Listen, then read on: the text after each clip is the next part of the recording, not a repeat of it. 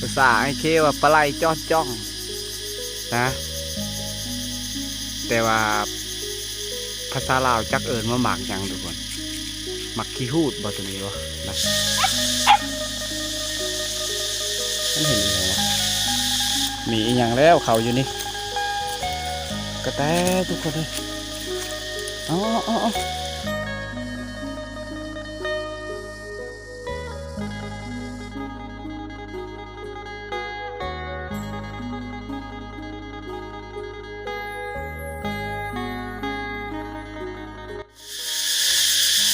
เอาสบายดีทุกคนสบายดียามตอนแรงทุกคนเลย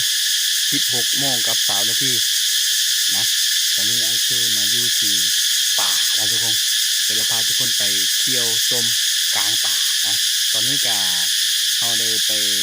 หาหลอกหาแลนแล้วทุกคนเลยนะแต่ว่างว่ามาสีได้พอแลนหรือบอทุกคนเลยเสียงจักรจันนะอาจจะมีเสียงรบกวนจักรจันทุกคนเสียงจักรจันกำลังห้องเลยเพราะว่าเขาได้ชื่อมา2 โตกำลังเลาะคน5แลนอยู่ตอนนี้นะส่วนไอเคก็จะค่อยไปตามล่างให้แหละนะนี่แหละทุกคนนะในช่วงฤดูนี้เพราะว่าเมื่อวานนี้กับฝนตกโอเคก็เลยไปเที่ยวชมบึงนะเที่ยวชมบรรยากาศในป่าที่เก่าทุกคนนะป่าแต่กำลังมองไปจุดนี้เลยที่กายนี่กับไอเคได้แลนอยู่จุดนี้ตัวนึงนะนี่แหละใช่นี่แหละไอเคได้โอ้นกยางมันอยู่ในหนองตัวนี้นกยางมันดิ้นไปบาดเดียวเลยมันได้ยินเสียงปากคนมันก็เลยหนีแล้วทุกคนเลยตอนนี้มา2 โตกำลังไปหาเห่าอยู่ทั้งคนโอ้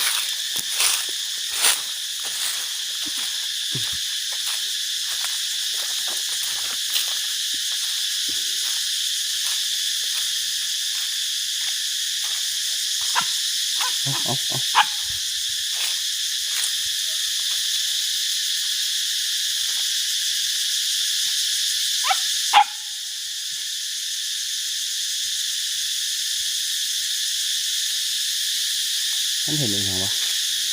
แป๊บ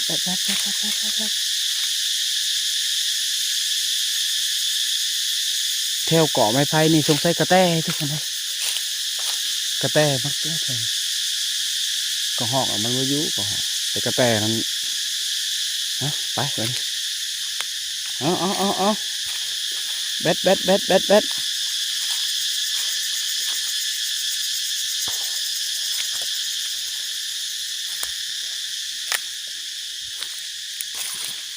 บนนี้แหละไอเคได้ไก่จุดนี้แหละ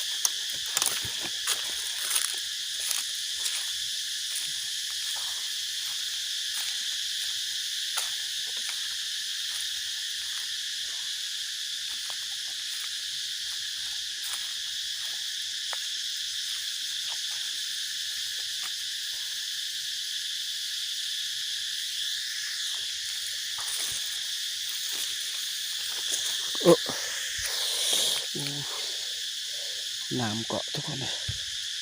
อ้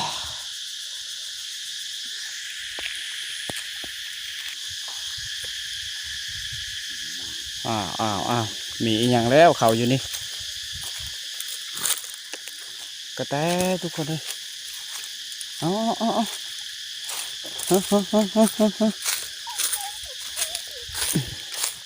เข้าในหูเลยเอ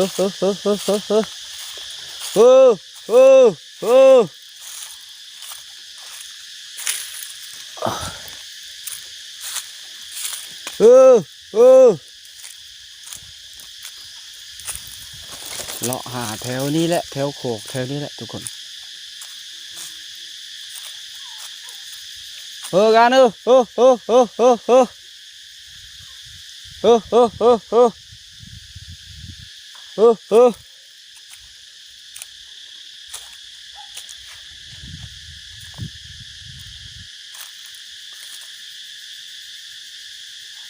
เออเออเออเออ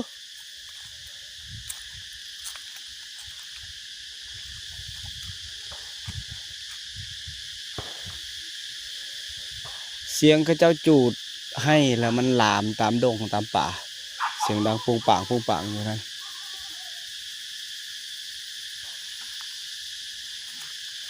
เออกันเออเออเออโอ้โอ้โอ้โอ้โอ้โอ้เออเออเออเออเออเออเออเออเออเออโอ้โอ้โอ้โอ้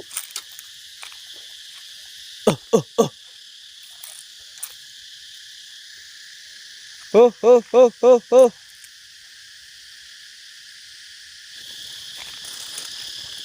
ถ้าว่าขึ้นฟูบางทีก็ได้เจอนะทุกคนเลยแต่ว่าตอนนี้เฮาสิลองเบิ่งเพราะว่าเฮาสิหาตามทงเพียงเท่านี้ก่อนนกบ่ค่อยจะเห็นนะครับพอได้แล่นตัวหนึ่ง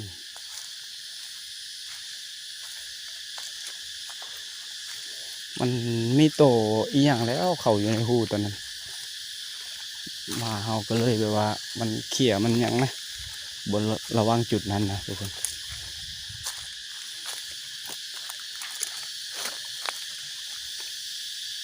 เขาก็ต้องคอยเบิ่งนำเลยเขาก็มีตาถ้าเห็นก็ให้ดีถ้าเขาเห็น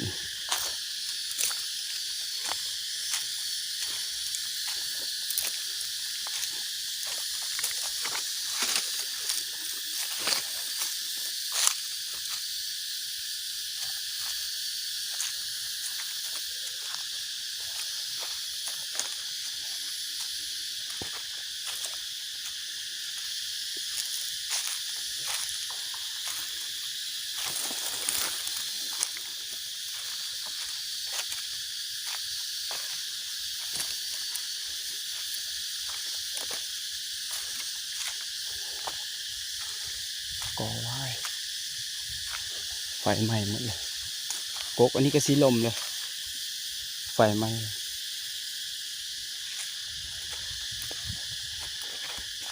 มีห้องสีหญ้าขึ้นไปพุ่นเลยนะ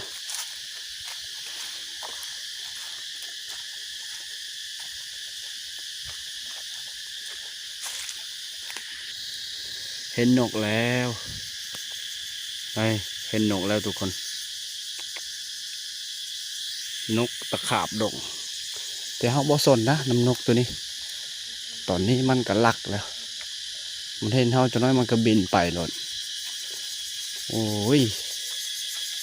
หมากยังอันนี้ทุกคนเลย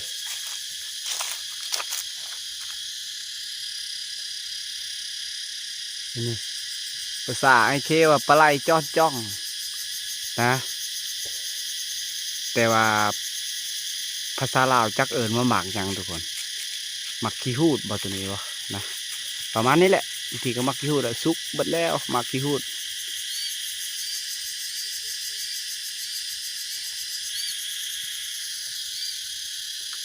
แบดแบดแบดแบดแบดแบดบาโตเต็มอะหยะเลย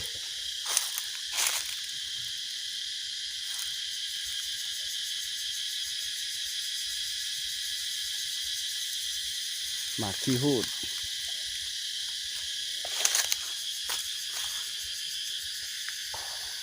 นี่ก็แมนเบิดเข้าดงเข้าป่าแล้วจะเห็นหมากอันนี้แหละ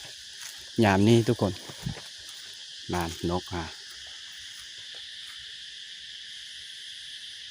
เบิ่งเฮาสีเขายิงเบิ่งถ้ามันยังอยู่กับเซ็ตแล้วเนาะถ้ามันบ่อยู่กันแล้วไปบ่เกี่ยวกับมัน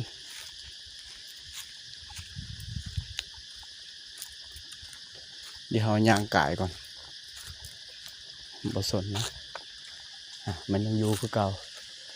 ย่างกายอีก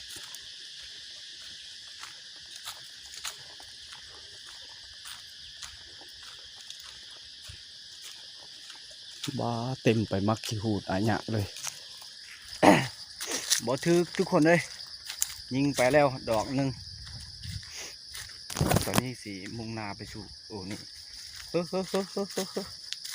แบดให้มาว่าวคำแบดนี่ให้มามันค้นหากินนะกินแลนกินหนูกินอีหยังต่างๆให้มันกินหาแบบนี้มันก็ไปนี่เลือดตัวเดียวนะมาตัวแม่ตัวนึงเมื่อแล้ว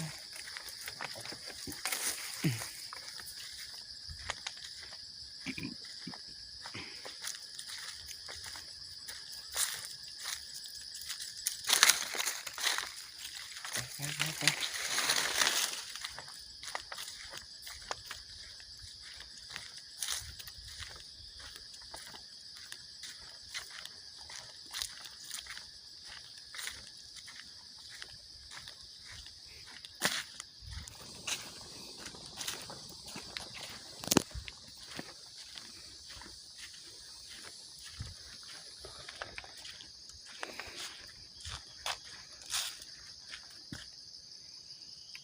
อะหยะโดยมักขี้หูด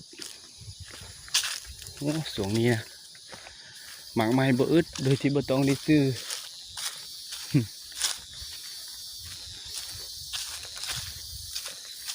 เห็นทุกมองเลยบางอันนี้ถ้ามันสุกแล้วกันมันจะเป็นสีดำแบบนี้แหละ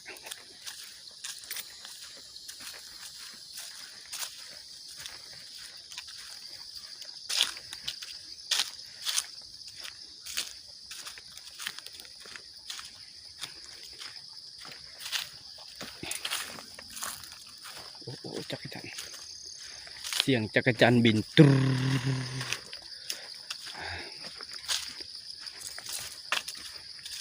มาขี้หูด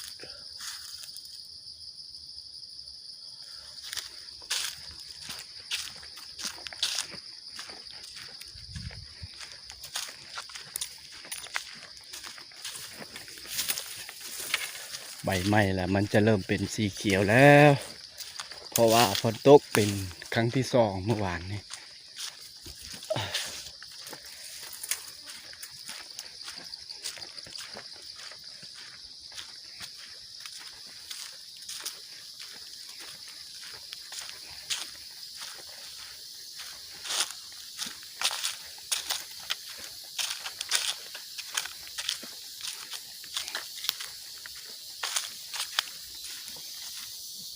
ผ่านไปหลายนาทีแล้วทุกคนเลยตอนนี้ก็หาไอเคบ่เห็นนะเออโอ้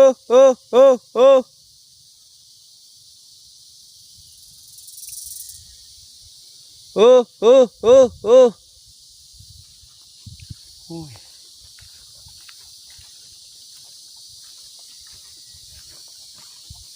คือว่าบ่ได้เฮาหยังเลยเฮาแต่กระแต่จักอีหยังเลยติอันโปกทีเข้าหูเมื่อกี้ทุกคนเลยนะไอเคก็เดี๋ยวเห็นบ่ทันมันได้บัดเดียวเลยบางทีก็แล่นบ่จักคือไหวแท้แล่นบ่ปานนั้นนะ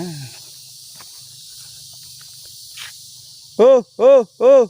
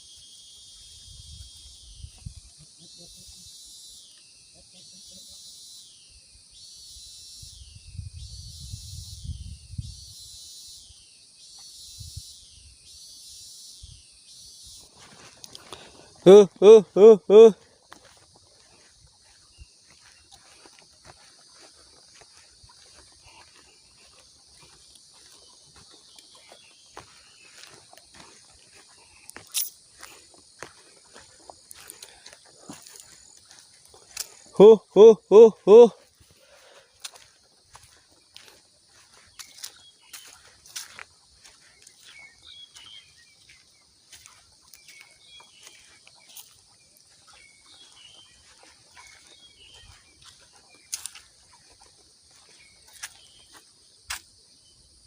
เสียงนกทุกคนจอกเจอเร็วจอกเจอเร็ว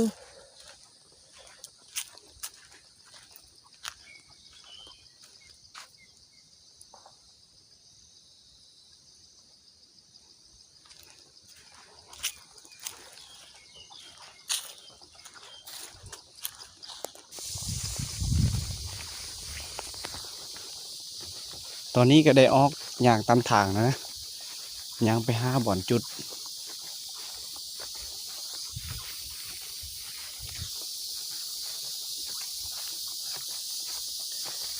แบด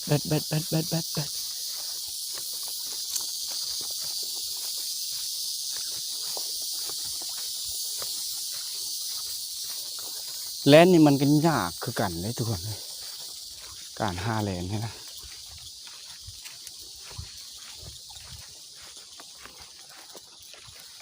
ยากที่สุด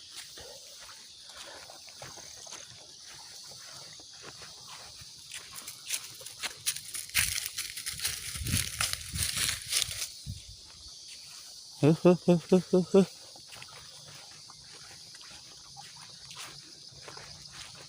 เสียงรถจักร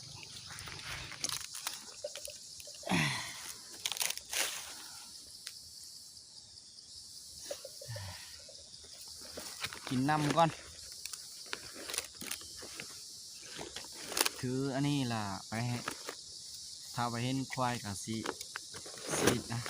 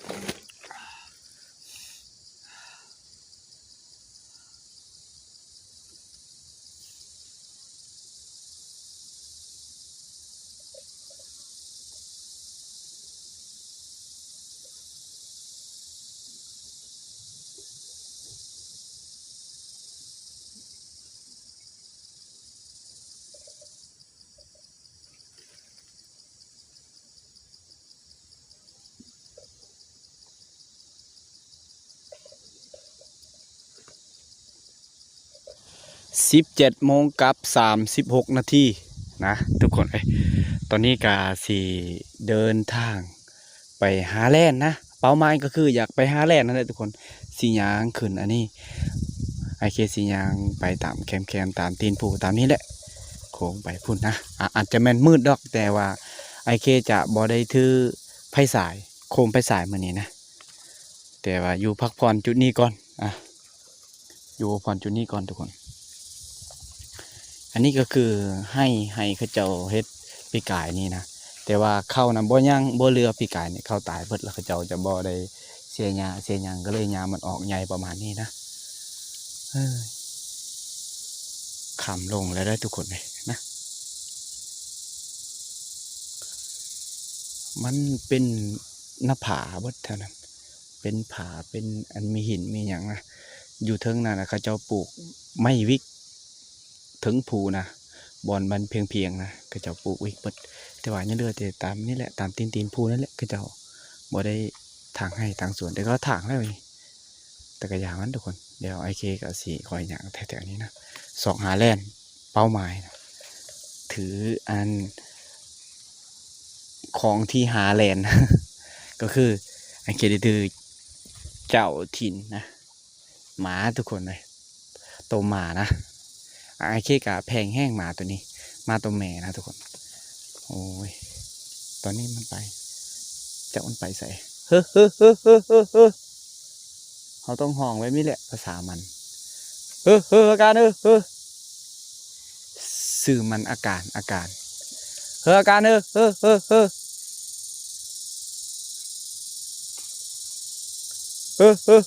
ตอนนี้คำลงทุกคนเลยนะขออย่างเท่านั้นแหละ